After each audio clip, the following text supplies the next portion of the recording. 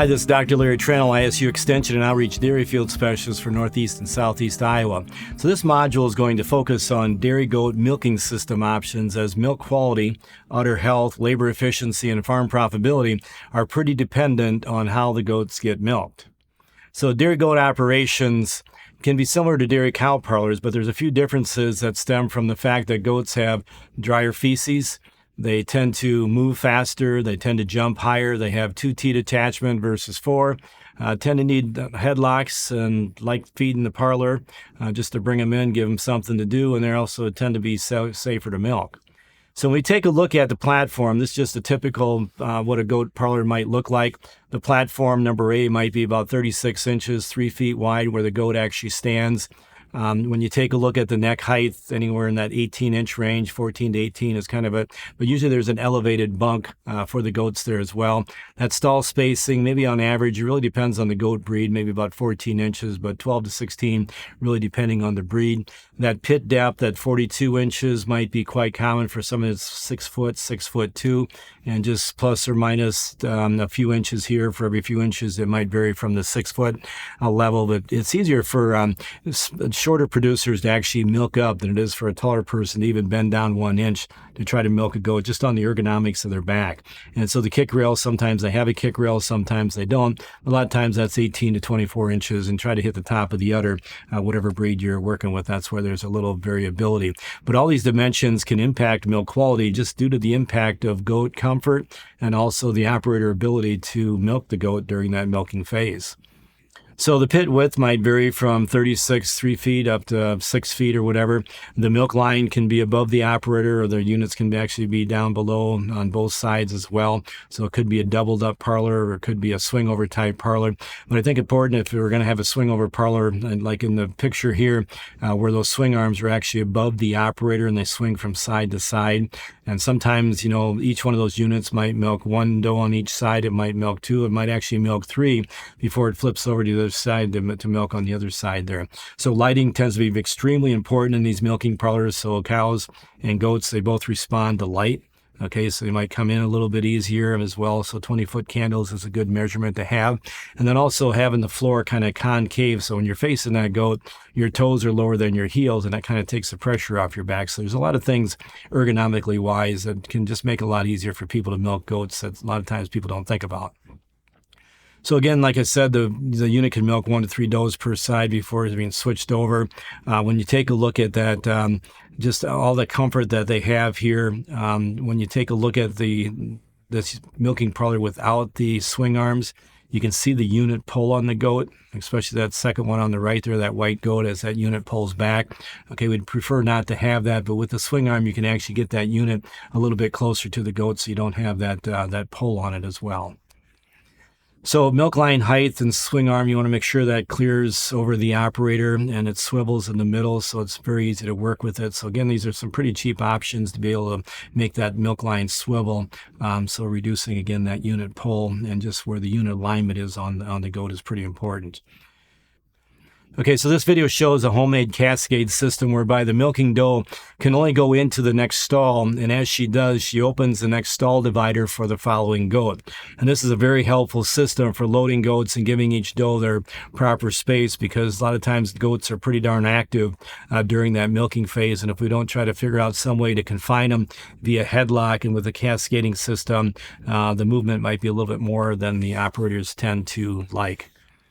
So this is a 24-stall rotary parlor, and you can see the wash manifolds there. So they're actually old cow manifolds, but they put 2 units on each one of the cow manifolds. So it's a pretty simple system to work with underneath this rotary parlor. And the rotary parlors definitely can increase some of the labor efficiency. They tend to increase the cost of building the milking parlor itself, but they can also increase the efficiency quite a bit.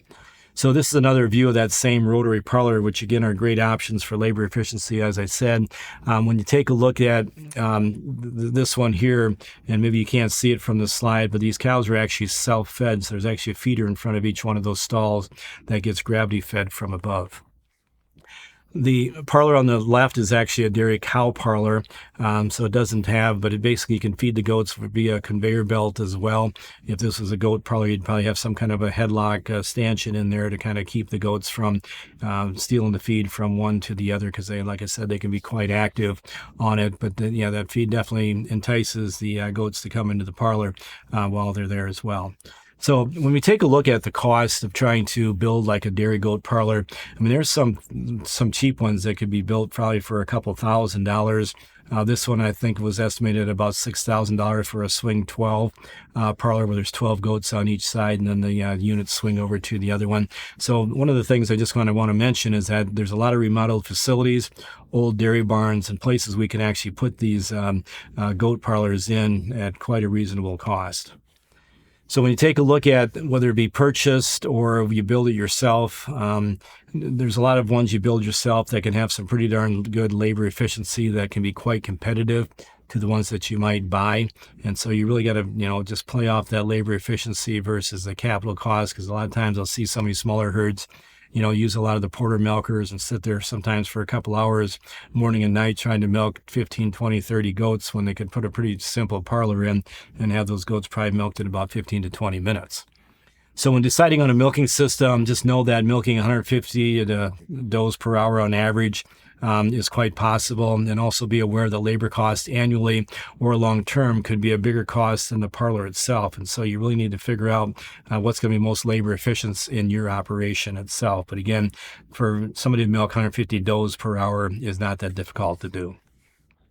So when we take a look at the wide range of goats milked per person per hour with the various systems, we find this in the dairy cow industry as well.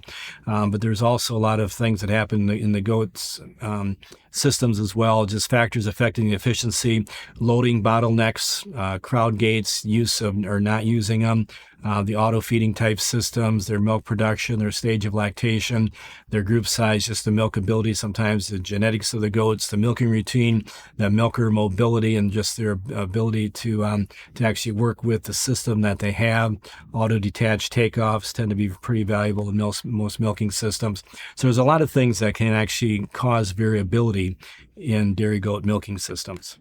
When we take a look at the labor time in milking, just in minutes per goat, so here's an example of a side-by-side versus a carousel parlor. But realize when we take a look at this, basically this research is going to show that, yeah, by all means, we want to try and have that carousel or that rotary parlor. But when you take a look at the how much they can milk just with milking units per stall, you can see that the side-by-side might have, two goats being milked with one unit versus the carousel's got a milking unit for each one.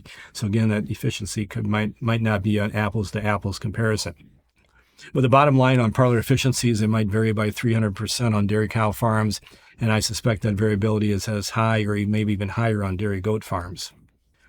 So when we take a look at the cost, this is a very busy slide, I apologize for, but when you basically take a look at what's circled in red down there in the bottom, a low-cost parlor that might be a double 24 with 24 does on a side versus a carousel-type parlor with 24 bale rotaries on it. So you can see the cost of milking on a 400-cow dairy. You might milk more goats on the right side with the carousel at 200 goats per person per hour, and the one on the left might only milk 150 goats per person per hour, but we're milking goats for $3.06 a hundredweight versus close to $5 a hundredweight in that high-cost parlor or that high-cost carousel. So again, the milking system really has to kind of fit each individual dairy goat farm itself for what they need for labor efficiency and just what they have for the ability to invest in capital versus maybe their labor.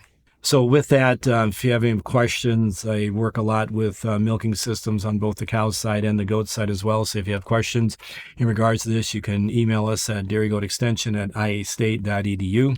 And this has been Larry Tranel, Dairy Field Specialist, Iowa State University Extension in Northeast and Southeast Iowa. Thanks for watching.